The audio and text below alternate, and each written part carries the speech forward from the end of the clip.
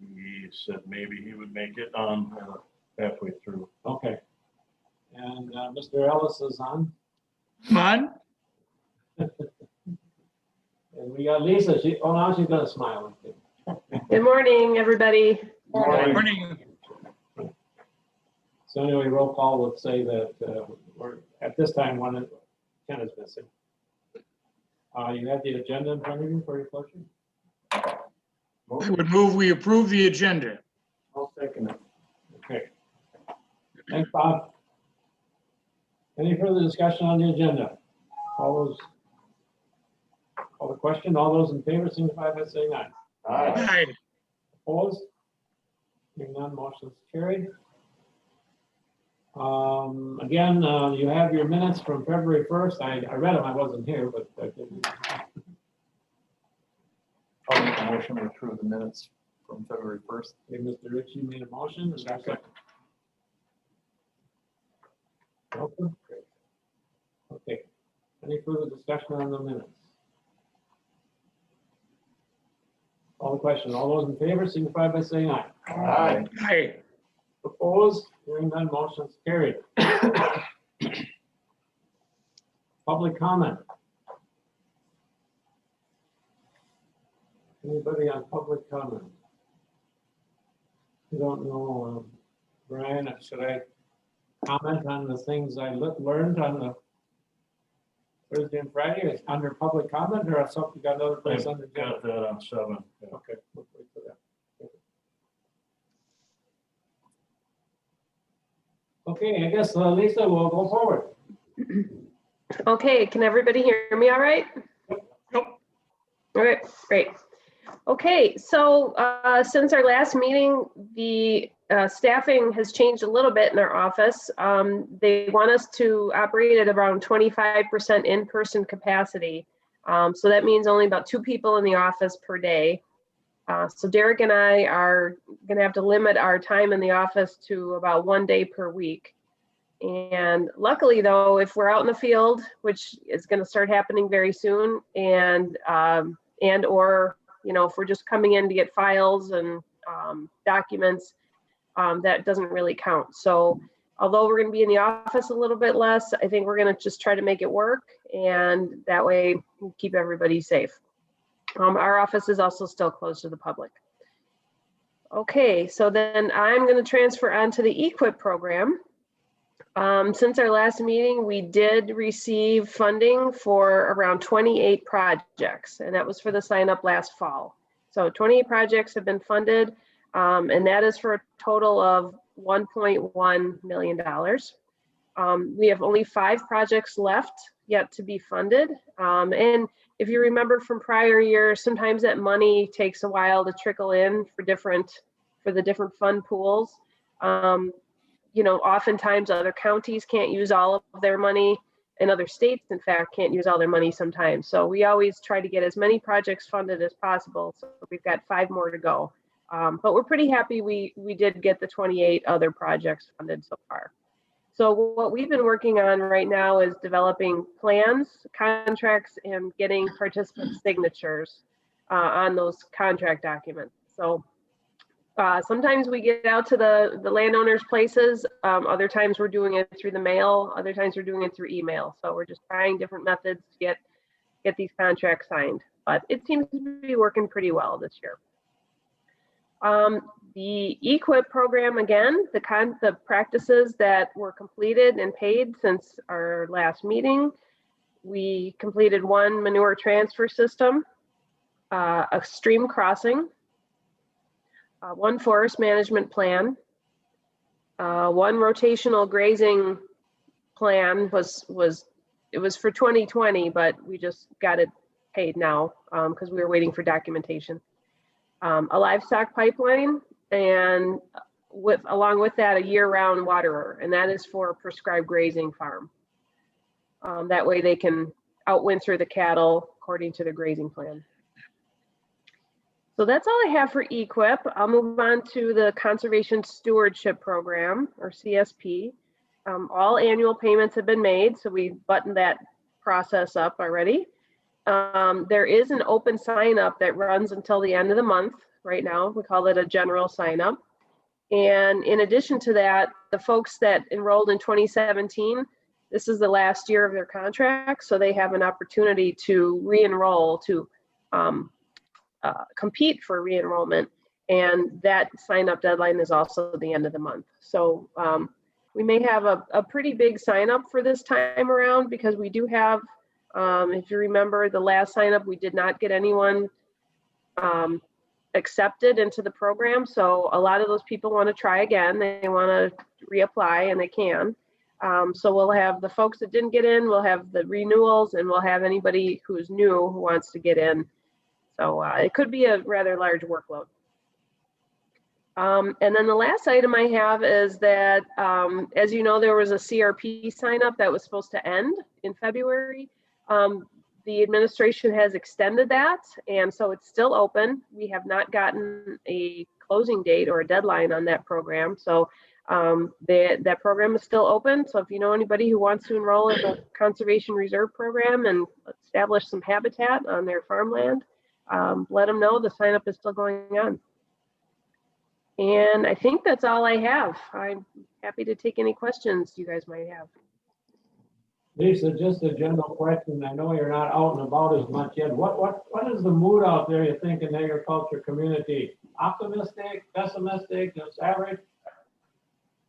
I think it's about average. Yeah, I think everybody's excited to gear up for spring and get some projects established. And there's still a lot of interest in conservation and cover crops, and so yeah, I think things are rolling along pretty smoothly out there. Anybody else have questions for Lisa? We're a pretty quiet group this morning. That's okay.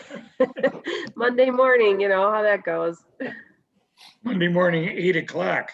At 8 o'clock, yeah. Yeah. Hey, Bob, I was up at 5:15. I had to go and work out, so. There you go. Okay. Thank you. Yeah, thank you guys. Thanks for letting me speak. I'm gonna hang out for a little bit here. So I know Jake's not with us because he's going to bounce back on his email, so he's off today this week. Meeting reports, Demo Farm Network meeting. I don't know that there was anything too spectacular going on. Been a lot of work on the website. Some discussion with the other counties about their own county cover crop programs. That's about it at this point. So we're hoping for a few more in-person field days this year than last year. And then on to our conference, Dwayne. Have at it. Yeah, did anybody else go into the conference? Anybody here? Nobody? I did on Friday or on Thursday when I got back, or I got back on Wednesday, but on Thursday I went in a couple times there. And maybe, Brian, you know a little more. I was listening to that report or that project over at Clover there. That seemed like it ended up to be awful costly event. They were saying about their cats got stuck and everything. I didn't listen to it, but Lisa, did you happen to catch that? yeah, I did listen to that one, Dwayne, and I think because the village of Plover was involved, they had a lot more money to deal with than what we usually do for projects like that. Yeah, because they were talking about the cats getting stuck and everything else, and the water table being, being high. It caused a mess. Let's put it that way. It did. Yeah.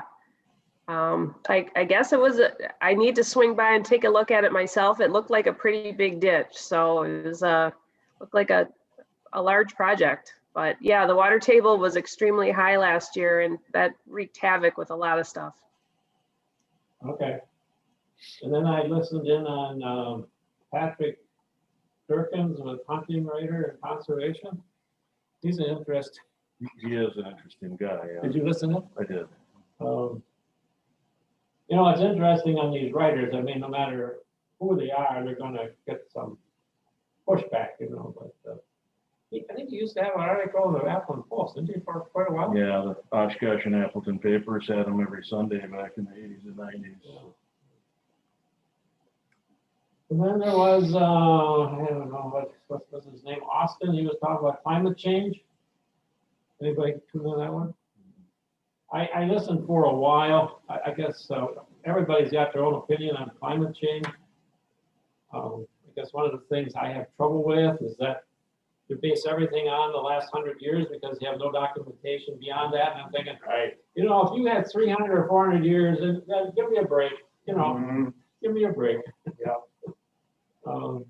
It's sad, but there's a lot of people believing in it, and that's fine, but I think the signs are still out there. And then on Friday, I listened in again, and I just love to listen to this guy. He goes through the Gen X, the Millenniums, and the Gen Z, and all of that stuff. And you know, if you hadn't had a chance ever to listen to him, he spoke in one of the breakouts about 2 years ago. Right. It gives me pleasure to help figure out my grandchildren, okay? Yeah. You know, and even my children, where they're coming from. And, you know, like he said, I just wrote down Gen Z. They're in that high school and early college, short time span, need to get information right now. But the sad part is they're, what should I say? They've been so protective, they can't deal with adversity. Yeah. You know, and then this new one coming, he doesn't know what it's going to end up. But those that are being born right now, they're being called Gen Alpha. Whatever. Yeah. Anyway, it was a very, very good hour spent listening. If you really want to understand, and I'm thinking for an HR committee, or if you're sitting on interviews, you get a better idea about the person that's 30 versus the one that's 40 or 20. You know, Right. Oh, yeah, definitely. they're just Brad Gingras, he's the husband of the county con up in Ashland. That's why I think we get a deal on him, so. does a good job. He's in Ashland, really? Yeah. Does a good job. Anyway, I enjoyed it. Okay, moving on, I guess, well, my conference experience was about the same. I missed some stuff Wednesday afternoon, and then Friday we had quite a bit of the annual meeting there, but. I didn't listen to any. But otherwise, you know, it was about as good as it can get for being virtual, especially if you're able to watch it on the computer and see the presentations and follow along. But I think the overall sentiment is, I hope this is the last time we have to do this. Well, Chris mentioned that in my email back. He said, see you next year live. Yeah.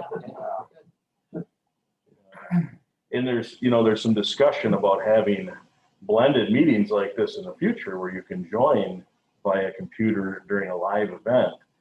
And that sounds well and good, but I hope they figure out the AV part of that, because we had our department head meeting last Thursday for the first time. There were a number of department heads down in the corner room in 1037, and then the rest of the meeting was via Zoom or phone. And quite honestly, it was horrible to hear, because when you've got 6 or 7 people in a room, they're all talking over each other. The people on the computer or the phone can't make sense of any of it. So if we're going to do blended meetings, I hope we figure that out a little bit better. Okay, moving on, our new staff position is out right now. It went posted, I think, Tuesday last week on our county website. I've sent it out to our land and water serve and a few other places. As of Friday, I see, so we use this NeoGov system now. So the applications are all taken electronically, and Dana sends me an email every day where I can see the updated applications already. So I think there were 7 of them as of Friday so far. And that'll be open till the 21st, which is a Sunday, I believe. And then I think the hope is that we have interviews that last week of the month, or I think it's a split week, last week of March, first 2 days of April, something along that nature, so.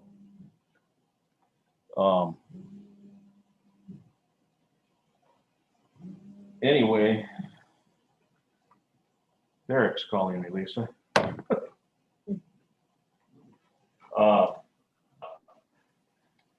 I can let them know you're in a meeting if you want. Yeah.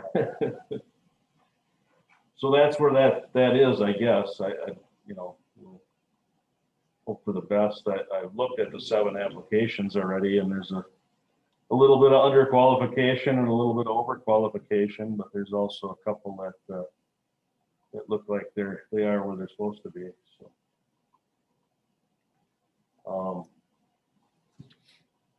all right, so I'm going to share some screen here.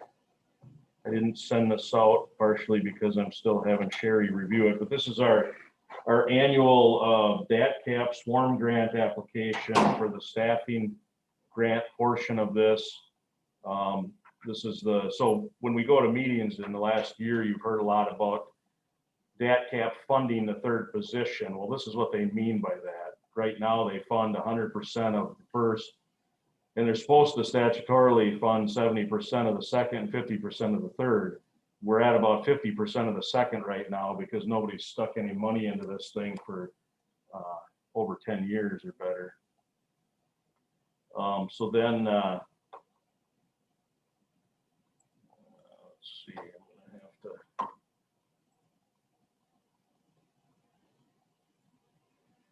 I bet you couldn't see that, could you, Bob? No, no, actually I could. Oh, okay, well, let me.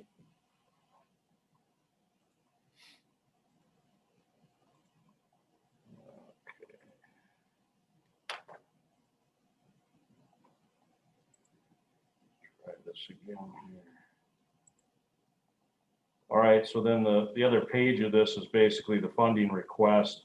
This stuff in section 1 comes from that staffing salary list. And then these yellow boxes are where we ask for cost sharing. And there's no real magic to it for us. I'm just asking for more money than I know we're ever going to get so that we get what we're offered. Generally, we get about 60 to 75,000 of bond funds, which are what we can use for hard practices. And we have been getting 95,000 in seg funds, which is the nutrient management cost sharing money. That's the most they give any county right now. So, and quite honestly, we struggled a little to use it all last year, but that was more COVID related. It's hard to get this stuff out there when we can't do in-person meetings and things of that nature. Then these other numbers just look at our 2020 budget. All of this form is about 2020. They always take last year to look at next year, which sometimes is a little unfortunate, but I guess that's the best data we have. Best completed data is the past year, and this is looking ahead for the funding for the 2022. So that's there's a clause in there they call maintenance of effort. Basically, in order to be qualified for the state's money, the county has to be putting forth a sufficient amount of funding of its own, and for that, it happens to be 268,000 at this point, which is not at all a problem for us. Last year, there was a bill out there to increase this and to pay for that 50% position. As you know, that had passed the Assembly unanimously and then died in the Senate due to COVID. This is in the governor's budget right now, that same funding to basically to add 3.6 million to the statewide funding pot, which would give everybody that 50% of the third position. I don't expect that it won't stay there because it had very wide bipartisan support. There's also another 1.8 million in that budget for resiliency. I'm trying to think of how they have it worded. Essentially, it's some money for trying to make the practices better. We have seen some problems with the amount of rainfall the last few years. So I don't want to call it climate change, but I think that's what they refer to it as, climate change resiliency, because we're running into some issues with the rainfall frequencies. But so hopefully those things stay in the governor's budget. But this is due to DATCAP by the 15th of April. I just decided to put it on the budget now instead of waiting until the last minute. We have to do our final report to DATCAP to go along with it, which is due at the end of this week. So I guess pending any changes by Sherry to the staffing grant stuff, I think it would be appropriate if we had a motion to accept our grant application here to DATCAP. I'll make that a motion. A second? I'll second. Okay, we have a motion and a second regarding the grant application that we just reviewed here. Any further discussion on that? All in question, all those in favor signify by saying aye. Aye. Aye. Motion's approved. Thank you. Okay, just an update on capital purchases, because we have quite a few of them this year. Most years we have none. But if you recall, we got that $86,000 grant from the Fund for Lake Michigan for the demo farm project. And I've already made one payment to Swiderski for our interseeder. They're working on that to finish that. I had been working with finance on an RFP for the no-till drill. However, finance became short-staffed here recently, so the person I was working with is no longer a county employee. So we'll have to see what happens with that, but I need to get that out as quick as we can. And then I was also working on an RFP for a new vehicle. We had that on the fund this year for capital improvement. And I did talk to the guy down south that runs the state bid process, and it looks like for a half-ton pickup truck, we're running somewhere between $29,000 and $34,000 on the government bid process. However, they're 90 days behind. So once we get that figured out, hopefully we get a vehicle by midsummer. We will not get rid of the one we're replacing simply because we're getting that new position, and we'll probably be a vehicle short here without it. So historically, we don't get rid of vehicles per se. Our department's been a giver of vehicles. We've given the last few outdated ones to other departments. Zoning's taken one, extension took one, maintenance took one of our last three. So this time I guess we'll hang on to it ourselves for a while.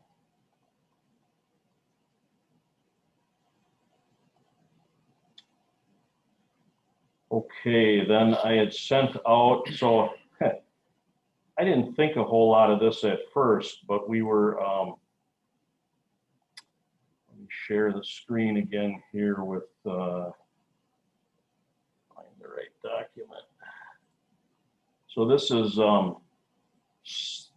Senate Bill 63 right now that's proposed. And if you took the time to read the stuff on page 1 and 2 and 3 here, the analysis by the LRB. So this is that bill. This too was a bill last March that was set to go to Senate. I think the Assembly had already passed it. A little less to do with conservation, but this is a program that we run. It's that wildlife damage claim program. And so this bill is now here again, and basically the bill takes this out of the county's hands and puts it back in DNR. And I've all along been pretty supportive of this. I don't view the animal damage as a true conservation program. It's a bit of a annoyance to us, and then we spend time here trying to figure out dollar amounts and various things.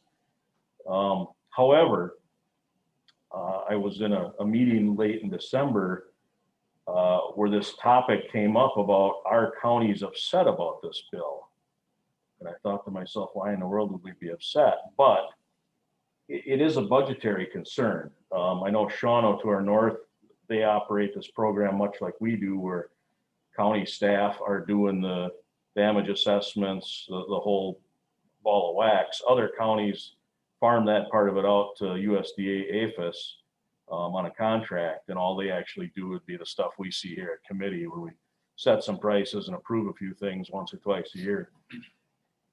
So it came out to my attention, at least, that there were a few counties that were unhappy about this because of the loss of revenue. So I don't know. I mean, did everybody read this? Is there any? I skimmed through it. I guess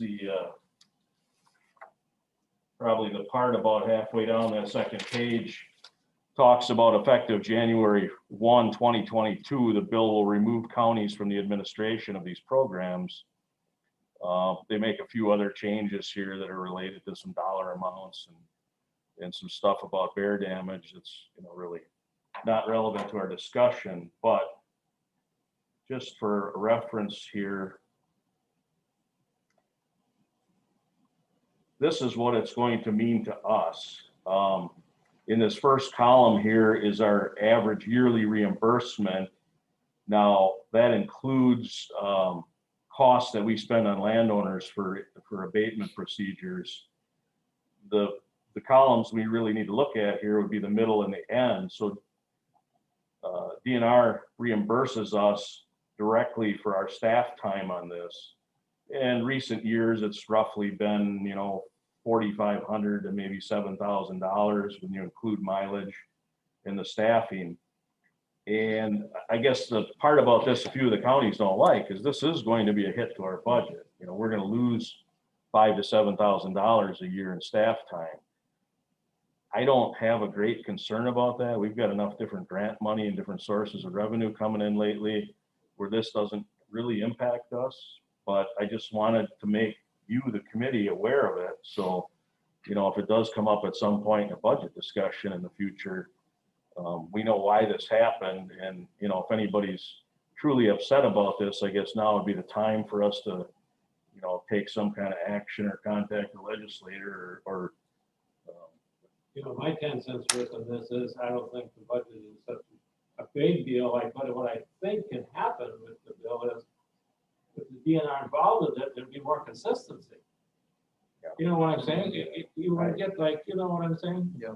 And I think that's why they're doing it, because, you know, right now they see APHIS administering parts of it, different counties administer parts of it. There is some inconsistencies across the board. And that's another reason why I'm more than glad to get rid of it. I mean, I have disliked this program for a number of years. It's just something we've always done in-house, and the counties are statutorily tasked with the administration of it, whether you farm out the work or you keep it yourself. So that looks like all of that will be taken out of our hands at this point. So, Yeah, that's my 10 cents. so I just wanted to put it out there. There's nothing we need to do if anybody doesn't disagree with my take on it. But And I think it'd be a quicker response for whoever has got the claim involved. It's one less person to have to look at everything. Right. Now, I think in the short term, Jim, there's probably going to be some disappointment with the landowners, like the guys that are used to calling our office and having someone be out there within 2 to 4 days to look at their damage. Sure. Not that, my understanding is DNR is going to farm this entire thing off to APHIS. Sure. So the wildlife guys at USDA will be the ones to respond to all of these calls. And, you know, they have to do so in a timely manner too. But the farmers in the county that are somewhat frequent flyers of this program are going to see a different face, and a different phone number, and that'll take a little getting used to, but it's not the end of the world, certainly for us. All right, so that's just my 2 cents worth on that. I thought we should at least have a brief discussion about it. I don't think that any protest on any part of the counties is going to be successful anyway. I mean, I think this is something that the state's kind of ramming through. And if you look at the supporters of the bill, there was bipartisan support on the authors already. So I don't see any fight about this at all, other than possibly from a few counties that are disappointed with it leaving. So. I'll make a motion that we accept it. Second.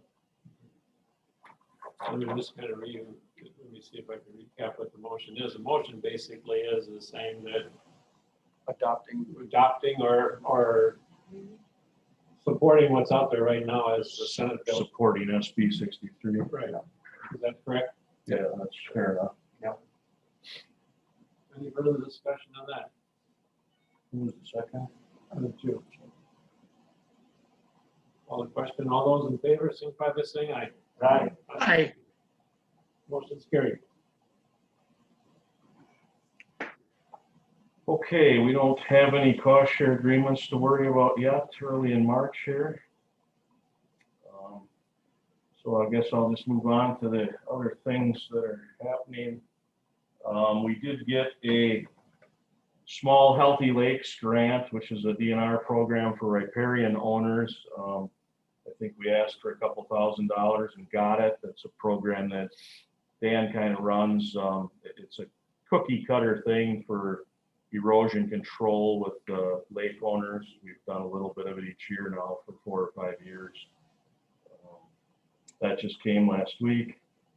Our tree program is pretty much wrapped up sales. We've got 3 species that we have some left, red pine, white spruce, and blue spruce, but it's pretty well sold out, and I would expect our tree pickup day will probably be April 23rd and 24th. Unless this weather keeps humming along and really stays warm, we might get bumped up a little bit. I don't recall that we've ever been bumped earlier. We have been bumped later a couple times due to heavy snow and frost. But and I suspect that we'll run this like we did last year when COVID first came along. We turned this thing into basically a drive-through where people didn't get out of their cars. We just dropped their trees next to their vehicle at a couple stations and let them do all of this outside. Historically, everybody kind of came up to the garage door of the building that we were using at the fairgrounds, and then people were coming in to buy extra trees and things of that nature, and we kind of put a limit to that last year to keep people out of our hair a little bit and keep some distance. And it actually, we really liked it last year. It was maybe a tiny bit more labor intensive. We had everybody there for a few hours staff-wise, but I think we all thought it ran really smooth. And to have less people wandering around when we've got our open cash box there and things that always made me a little bit nervous, you know, those things didn't occur this way. So of course that assumes nice weather to make it run the way we'd like it to. Although that building has garage doors at both ends, we could drive through the building too. I think that's what the National Guard was doing for the COVID testing out there, was driving straight through the building.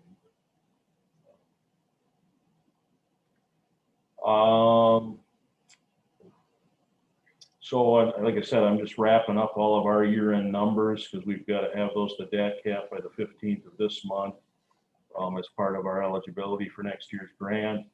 And then I'm on the schedule for April County Board to give our annual report. So this is all kind of coming together at the normal time for us.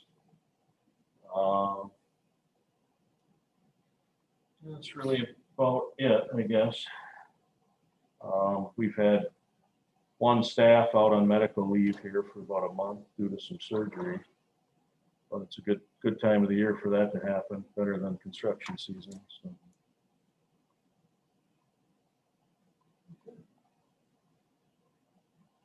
Just a question, where do you think this will go long term with fall manure application? You think they'll eventually go to just being able to do it just during growing season, or hard to say? Well, I don't see that there'll be a restriction from the government. Is that what you're asking, Jim? Yeah, it just seems like there's some things you hear in some of the farm papers and different things about problems that occur when they're kind of pushing the limit on the weather towards start of winter, and well, this year it won't be. I didn't expect any problems this year because of the good fall we had. Right. But yeah, Long-term, it's hard to tell. I mean, it would make some sense to move away from those fall applications, but the chief problem right now is that most farms, assuming most farms have storage, and most of your medium to larger farms now have storage, most of them don't have storage for more than 6 or 7 months. Right. So unless they're getting rid of that manure on a growing crop all season, you know, like hay or a cover crop or what have you, you know, they've still got to empty that thing out going into winter in order to survive the winter. If you can recall, a couple of years ago, probably was the spring of 19, we had a lot of problems because 18 had been rainy and ground was wet, and you know, guys were up against their storage limit in the spring. So I don't know long term. I mean, yeah, certainly we're trying to discourage people from big heavy fall applications. You know, they lose most of that nitrogen anyway. But you know, the state's company line at this point is going to be follow your nutrient management plan. So, and the nutrient management plans will at this point allow for that. So. If I could add just a little bit to that discussion. Yeah, I agree that they're probably not going to be changing the regulations anytime soon. But this year was the first year we were able to offer farmers the opportunity to sign up for some low disturbance manure applications. And surprisingly, I had a lot of people calling me about that and a lot of interest. And through the Eqip program, I have, I think, 2 or 3 people who got contracts to do that. And that's going to help get those manure pits emptied out in the summer, you know, mid to late summer, apply manure, you know, during seasons where traditionally they have not been able to apply it. So that might help come fall with a little bit less manure in the pit. Along that line with what you mentioned, nutritional planning and everything. Can you give a report like next month where we are in compliance versus a year ago, if we're still about the same or if it's improved or? Yeah, I mean, that'll be part of what I do to county board for certain. I like to touch on the nutrient management. Maybe you know already, I don't know. I don't offhand. It's likely that we saw a minor dip in acreage just due to the fact that we, you know, our planning program with what Stefan does suffered a little bit from a lack of in-person contact. But yeah, we'll show what's happening there. So. It's good to monitor that every year, I think. And, you know, DATCAP requires that reporting, I think right around the 1st of July each year, we report to them what we've taken in for the year, and they put forth their statewide report for that too. But, you know, the number right now statewide is right around 32 or 33% yet. So it's relatively low, even though, you know, many of us, we're in the mid 50% range roughly. So, and certainly counties in Northeast Wisconsin many are higher than that. Some get a lot of assistance due to the large number of CAFOs that are required to do it. Question, many times you see when the farmers are putting a new building up, they use the foundry sand and they put it on quite thick. Does that damage the groundwater at all? There's been no incidences of that. There's a DNR construction standard for the use of that material. So there's an actual administrative rule that you have to follow for the use of foundry sand.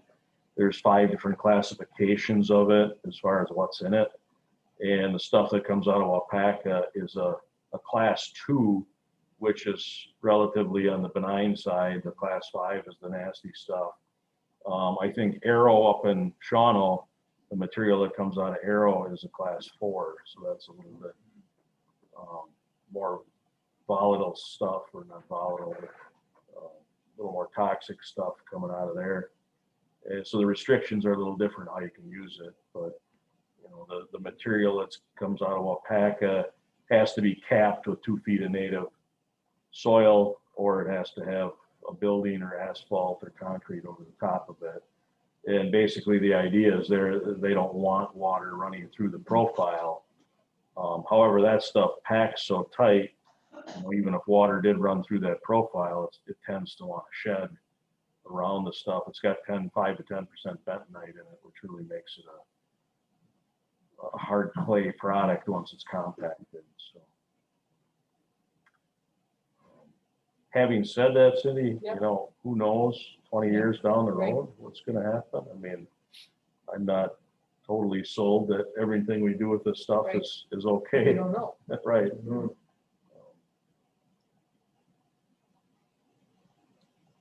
Any other questions? Otherwise, we'll be looking at April. Okay, well, is that right after Easter? Huh? Isn't Easter our first weekend? Second, Except Yeah, this would be the Monday, right? yeah, something like the 5th. First Monday is the 5th. So that's our Normal. chosen normal day. Still okay with you, Bernie? Yep. yes, fine. Yeah. Bob, can you get up at 8 o'clock or? Yeah, I do. As far as fall manure application, did they ever think about trying to spread like 1,000 gallons of liquid manure across the field, leaving it sit for a few weeks so that can dry out instead of working it in right away? So you're not disturbing the soil, and then go back a couple weeks later, because normally you have those early silage removals where the fields are open and everything is dry, and the manure would dry off at basically liquid anyways, so that way they could reapply it and not have so much runoff. Some farmers will try that split application approach, although what they consider thin is about 7,000 gallons. Yeah. Because it's pretty hard to spread it much thinner than that. 7,000 per acre? Yeah. It was like 5,000 was the average. No, I mean, your average applications probably run 12 to Yeah, 10 or above. 19,000, something like that. That part of the trouble with trying to do a thinner amount is the product you're working with is, it's not filtered, it's, if you restrict it too much, it's just gonna be plugging and. The- Yeah, The real problem with that, Bernie, because we'd love to see, those 7,000 gallon applications much more than we would the 15,000 gallon ones. The real issue is that there are just not enough contractors available at the time of the year when this stuff needs to be done. I mean, we see that now even with the heavier applications, when you get into bad weather, and they're slowed down, it gets to be an issue. They show up, they're going to run around the clock. They want to get stuff out as quick as they can because they need to be to the next farm. Generally, if we get into one of those falls or springs where it's late because of heavy rain, well, not only is the ground saturated, but the pits are all close to overflowing. And, the contractors or lack thereof are really the issue. Do you have many CAFO farms that will just suck the liquids off the top during the summer instead of stirring that pit up and spray their hay fields? Yeah, there are some now, and they're irrigating it too, with pivots or traveling guns. Some of that's occurring. A little bit of it depends on what their system is. Some of those have digesters or solid separators. If they take too much liquid off, though, they may run into the problem that they don't have enough liquid left to stir up the rest of the product when it comes time to empty out completely. So what we're seeing is a lot more of the irrigation with the leachate containment pits. So the trend now is to have a second manure storage for that feed leachate because it's a much more liquid product, and they can do that much more successfully. Whereas if they put it in with a manure, then you're looking at trying to suck it off the top or separate it or something that costs money to divide the product. That feed leachate, is that more acidic that it's going to damage crops if they try spraying it onto a hay crop? Oh, I think you've got to be careful with any of it. If you put too much manure on a living crop or too much of that, you could certainly damage it. But the when they're irrigating it, then they do have the ability to neck that down to, probably what you were first talking about, the 1,000 to a couple thousand gallon per acre application. Because they can continue to do that, when they need to. That would be kind of the holy grail for a lot of these farms if they had that capability. Anything else before we adjourn? Otherwise, we in order to adjourn. Bob, you want to adjourn? Yep. Okay, is there a second? Second. Okay, great. We are adjourned. Thank you. Have a good day, everybody. Thank Thanks, you. Jason. Have a good day, everybody. Yeah.